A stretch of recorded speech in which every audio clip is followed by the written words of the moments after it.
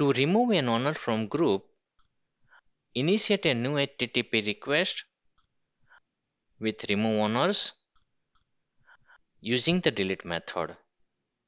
Set the URL https://graph.microsoft.com/v1.0/group/group id/owner/owner id/ref.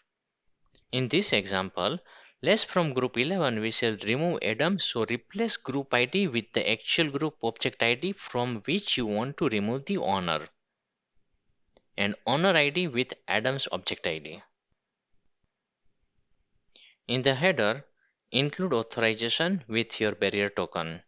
Looking for guidance on token generation?